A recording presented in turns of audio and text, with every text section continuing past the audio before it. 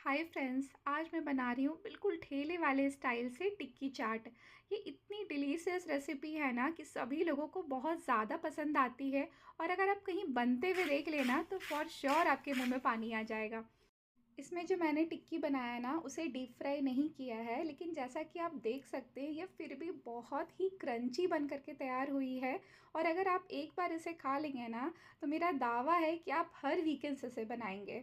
तो मैंने ये वाली चाट अपने बहुत सारे फ्रेंड्स को खिलाई और सभी को बहुत ज़्यादा पसंद आई है। तो उन लोगों के डिमांड पे आज मैं ये वीडियो अपलोड कर रही हूँ। तो चलिए देखते हैं चटपटी सी चाट को मैंने कैसे बनाया है। इसके लिए मैंने काबुली चने को रात में ही भिगो कर रख लिया था और अब उसमें हल्दी नमक डाल करके मैं 4-5 विसल आने तक इसे अच्छे से पका लूँगी। जैसा कि आप सभी जानते हैं, चाट के लिए स्वादिष्ट चटनी का होना बहुत ज़रूरी है। तो इसके लिए मैंने इमली को थोड़ी देर गर्म पानी में फूलने के लिए छोड़ दिया था। और अब मैंने यहाँ पे थोड़े से आलू बॉईल कर लिए हैं और अब मैं इसे कद्दूकस कर लूँगी। तो टिक्की बनाने के लिए हमें आलू को कद्दूकस करके ही डालना है, जिससे कि टिक्की बनाते समय एक भी आलू के बड़े पीसेस नहीं मिलेंगे। और अब मैं इसमें डाल रही हूँ स्वाद अनुसार काला नमक, सादा नमक और थोड़े से चिली पाउडर। साथ ही में मैं यहाँ डाल रही हूँ 3 से 4 बड़े स्पून चावल का आटा। साथ ही डाल रही हूँ 1 चम्मच सरसों तेल। आप किसी भी तेल का यूज़ कर सकते हैं। तेल लगाने से क्या होगा कि जब आप आलू को मिक्स करेंगे तब ये आपके हाथों पे नहीं चिपकेगा। और अब मैं इसे ढककर थोड़ी देर के लिए छोड़ देती हूँ और अब हरी चटनी की तैयारी करते हैं। इसके लिए मैंने लिया है थोड़ा सा धनिया, पुदीना, हरी मिर्ची, 1 इंच अदरक का टुकड़ा, आधा चम्मच जीरा और थोड़ा सा लेमन जूस। इसको मैंने थोड़ा पानी डाल करके इसका थिक सा चटनी बना लिया है। तो बिल्कुल हमें इस कंसिस्टेंसी में चाहिए। और अब जो मैंने इमली को गर्म पानी में फूलने के लिए रखा था ना, ये बिल्कुल ठंडी हो गई है और अब मैंने इसका पल्प निकाल लिया है इस तरह से। इसके पल्प निकालने के लिए मैंने स्ट्रेनर या छन्नी का यूज़ किया है। और इसमें से थोड़ा सा मैं इमली का पल्प साइड करके रख ले रही हूँ, जिसे हम बाद में यूज़ करेंगे। और अब इसकी चटनी बनाते हैं।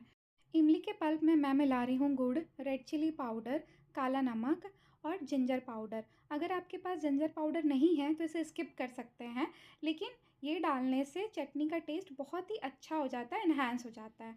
तो हमें बस इस कंसिस्टेंसी में चाहिए। और जब ये चटनी थोड़ी ठंडी हो जाएगी ना, तो इसकी कंसिस्टेंसी थोड़ी और थिक हो जाएगी।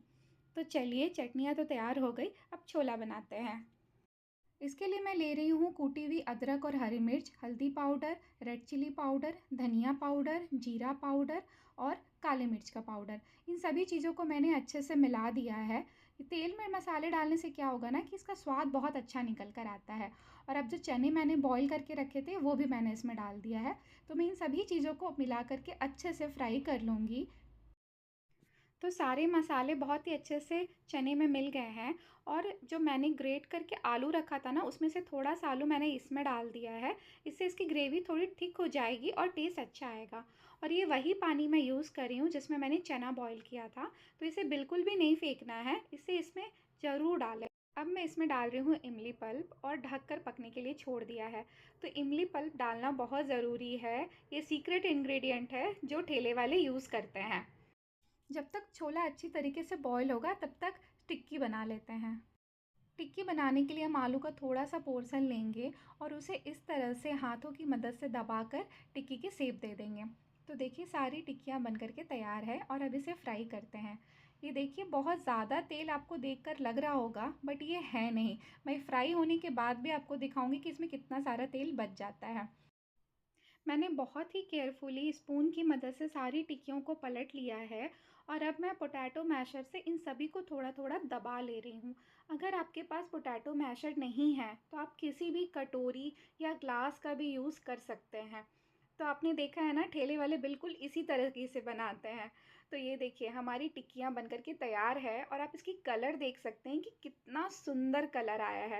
सारी टिक्कियाँ फ्राई होने के बाद भी देखिए इतने सारे तेल बचे हुए थे। और अब छोला भी बन करके बिल्कुल तैयार हो चुका है। और मैं फोक से आपको दिखाती हूँ कि ये टिक्कियाँ कितनी ज़्यादा क्रिस्पी बनी है। बिना डीप फ्राई किए हुए भी आप टिक्कियाँ बिल्कुल बाजार की तरह आराम से बना सकते हैं। और अब चलिए हम अपने चाट की प्लेटिंग करते हैं। प्लेटिंग भी तो बहुत ज़्यादा ज़रूरी है ना, एक्चुअली सबसे ज़्यादा ज़रूरी है। जब भी हम चाट बनाते हैं तो उसमें सारे मसाले और चटनी बहुत ही सही मात्रा में डालना ज़रूरी है, तभी उसका टेस्ट बहुत अच्छा आता है। तो मैं आपको यहाँ प्रॉपरली बताऊँगी कि हमें कैसे प्लेटिंग करनी है। तो सबसे पहले मैंने यहाँ पे छोला लिया है और जो मैंने टिक्कियाँ बनाई थी ना, उसको इस तरह से हल्का हाथ से दबाकर क्रश करके मैं इसमें डाल दे रही हूँ। अब इसके ऊपर बाकी की चटनी और मसाले डालेंगे। तो मैं सबसे पहले दही डाल रही हूँ। अगर आप दही नहीं खाते हैं तो इसे स्किप कर सकते हैं, लेकिन छोले में दही डालना एक तरीके से ज़रूरी ही है। ये ज़रूरी इंग्रेडिएंट है। तो दही के बाद मैं डाल रही हूँ मीठी चटनी। अब आप देख सकते हैं कि यहाँ पे चटनी गाढ़ी हो गई है, इसीलिए मैंने पहले बोला था कि चटनी हमें थोड़ी सी पतली उतारनी है गैस से। साथ ही में मैं डाल रही हूँ हरी वाली चटनी, थोड़ा सा नमक, थोड़ा सा काला नमक, जीरा पाउडर, रेड चिली पाउडर, और ये सारे मसाले मैं बहुत ही अच्छी तरीके से लिख दूँगी डिस्क्रिप्शन में, जिससे आपको परेशानी नहीं होगी। साथ ही में मैं डाल रही हूँ हरा धनिया और प्याज, और बारीक वाले जो सेव होते हैं ना, हमें इसी का यूज़ करना है। आप देखिएगा कि जनरली मार्केट में जो चाट मिलती है उसमें ऐसे ही यूज़ होता है। साथ ही में मैं गार्निशिंग के लिए डाल रही हूँ थोड़े से अनार के दाने और थोड़ा सा फ्राइड पीनट। तो ये देखिए, लग रहा है ना बहुत ही टेस्टी। आप ज़रूर से ये रेसिपी बना करके देखिए घर पे, आप इसके फ़ैन हो जाएँगे। मैं कोशिश करती हूँ कि मैं अपनी वीडियो में बहुत ही डिटेल रेसिपी बताऊँ। तो अगर आपको मेरी ये वीडियो पसंद आती है तो इसे लाइक करें और मेरे चैनल को सब्सक्राइब ज़रूर करें। Thank you.